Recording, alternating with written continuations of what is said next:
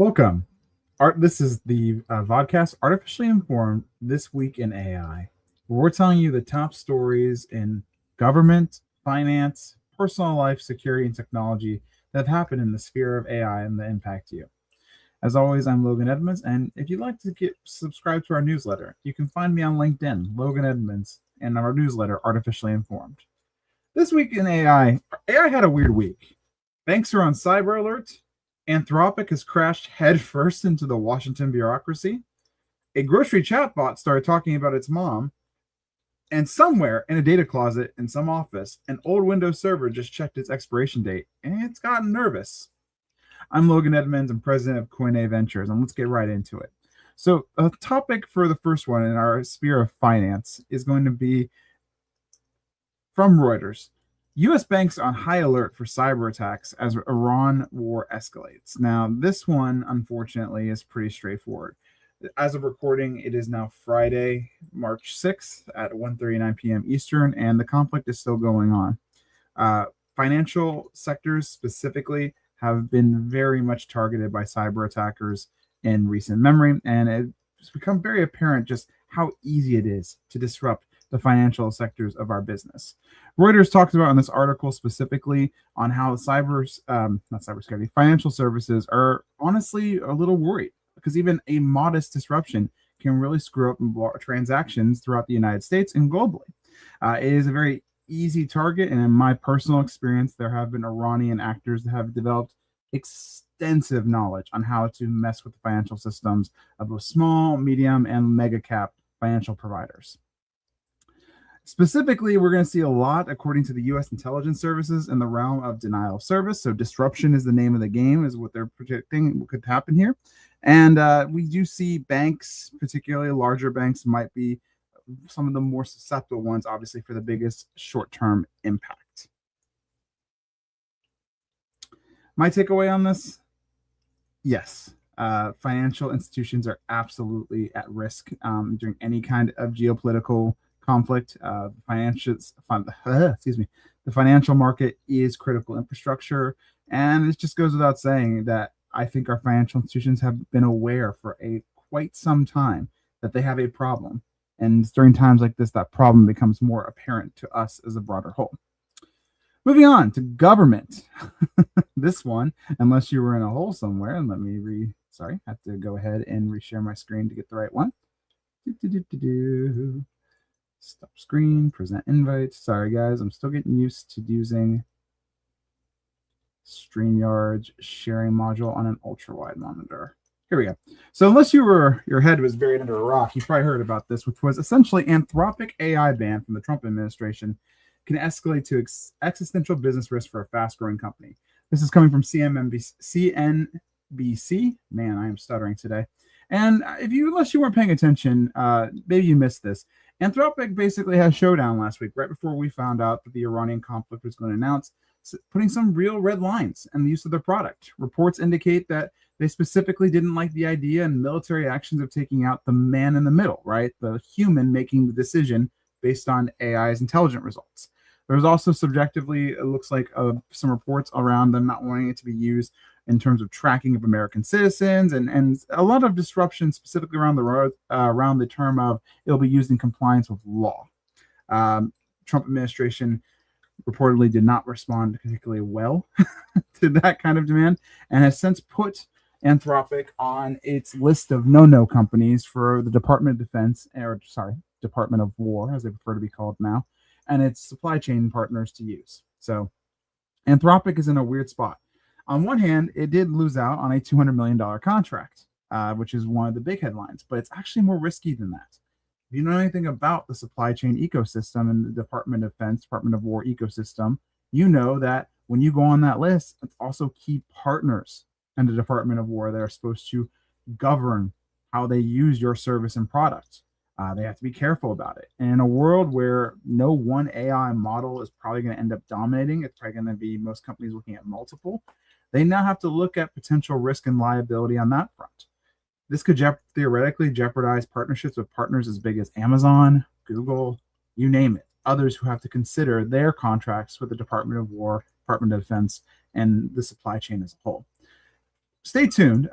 Recent development I've been reading as well is OpenAI has taken some of the criticism that has come out of the market, basically, because if you didn't hear, OpenAI was given a contract in response to this instead of Anthropic. And yeah, there's been some heavy criticism about them being willing to step into this space when Anthropic has said no. And so OpenAI seems to have backtracked a little bit based on subjective reports I've read and said, we too are going to put some red lines around the use of our product, specifically in military applications and how the government can use it. So this is very much a developing story, and I'm curious to see where it lands. What's your take? Should a private company be allowed to tell the government how to use its product? It's very contentious right now. I'm curious to see what you think. Moving on here, this is funny. For our funny story for today, there was a supermarket chain in Australia that has dialed back its AI assistant after callers say often when they called it, it would start rambling about its mother and start insisting that it was a real boy, aka a real human being.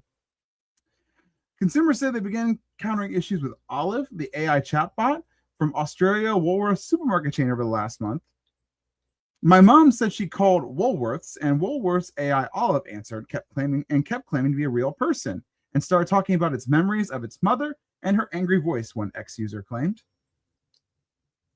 A spokesperson from Woolworths told the Australia Financial Review that the birthday-themed responses were not created by Olive, but by rather a Woolworth employee who included the remarks from the AI assistant to draw upon.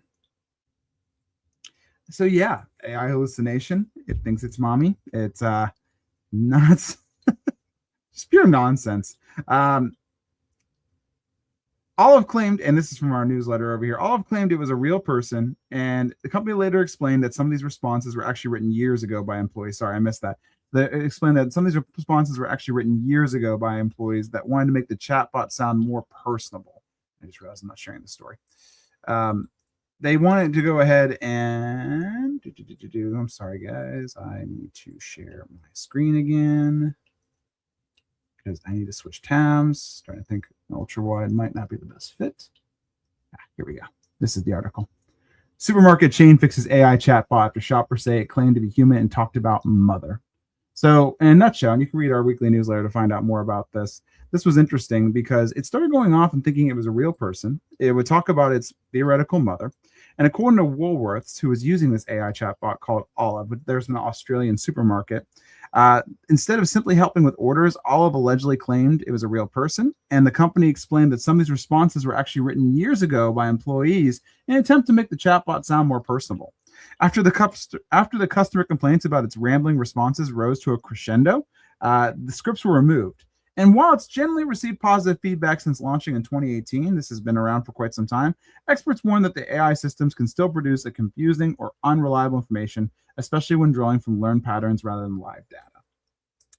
Yeah, AI hallucinates, and it can go off the rails pretty easily, especially if it's not tightly controlled on what data sets it's drawing from, as this story illustrates. Moving on from that, we're going to go to our security story. And this one is fascinating because it's nice to see this is actually happening. We're going to share our screen again.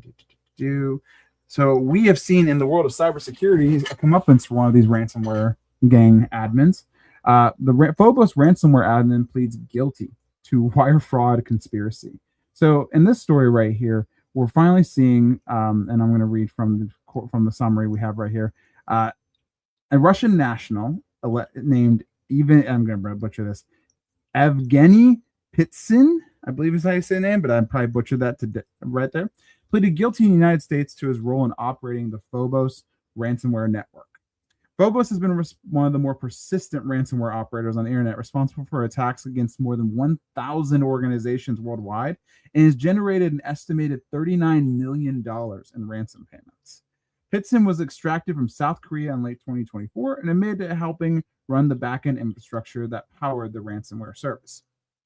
Phobos operated under a ransomware as a service model. For those of you not know, think software as a service, where the core operators built the malware, they ran the actual software on it, and they sold access to it in subscription-style formats to affiliates on cybercrime forums and dark web marketplaces. Those affiliates carried out the actual attacks, so equaling an actual honest-to-goodness cottage business industry, and they broke into networks at schools, schools, hospitals, government agencies, and businesses, primarily using stolen credentials, but through other mechanisms as well. Once they were inside, they encrypted the system, stole sensitive data, and demanded payment while threatening to leak the stolen information if the victims refused to pay. Behind the scenes, Pritsin, I can't say his name, Pitsin, the Russian individual in question, managed the infrastructure that allowed the affiliates to deploy the ransomware in the first place. So he actually managed the machine, the system that the affiliates ran, and kept it up and running day to day. Affiliates typically paid, according to this, had actually close to a flat rate. It was approximately about $300 USD per attack after retrieving the key to retrieve the key needed to unlock victims' files, with ransom payments flowing through the cryptocurrency wallets controlled by the operations administrators. So fairly lucrative. International law enforcement has been steadily dismantling the network through an effort known as Operation Ether, or Aether. I'm going to go to Ether. And authorities across 14 countries have arrested multiple suspects, seized dozens of servers, and even warned hundreds of companies that they were about to be targeted by Phobos affiliates. The broader effort has significantly disrupted the group's infrastructure and operations. It's good to see a win. I'll be honest, in our experience, not a lot of these guys get their comeuppance and actually get caught because they typically operate in countries where extradition is not really possible. In this case, it looks like this person's mistake was spending time in South Korea, which obviously had some kind of extradition arrangement with the United States as opposed to staying in Russia. So it is good to see that actually come out and play out. Our last story for today is going to be one that is a bit of a technical one, but I think it's important to remember. So even in this day and age, we still have people that are running physical server infrastructure here and now. So with that, there needs to be sort of a general update of, hold on a second, there we go. So this is coming from our own personal blog of one of our portfolio companies, TTS Cyber. The server refresh deadline, why Windows Server 2016 end of support should drive your cloud migration plan. So one of the big versions of Microsoft Windows will be ending in the next year or so. In 2027, on January 12th, so less than a year from now, Windows Server 2016 will be ending all support. Meaning, if you're running a server and your backend infrastructure still using this OS, you either need to upgrade to a newer version, that's Windows Server 2019, 2022, 2025, or you need to start planning a cloud migration, which for most of our clientele, we've been actually pushing more and more, with a few exceptions, to cloud migration. It makes sense for 85% of companies getting involved.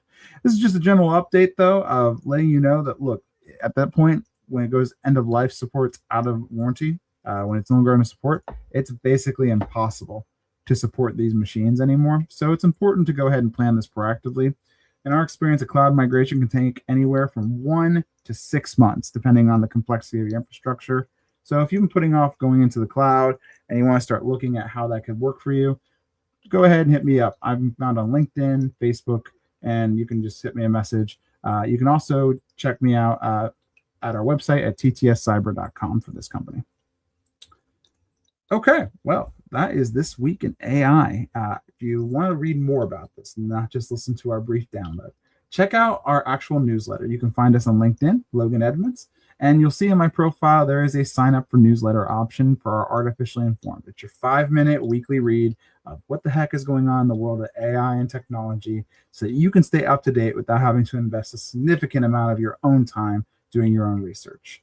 I'm Logan, president of Coin Ventures, signing off. Have a great weekend and stay safe out there.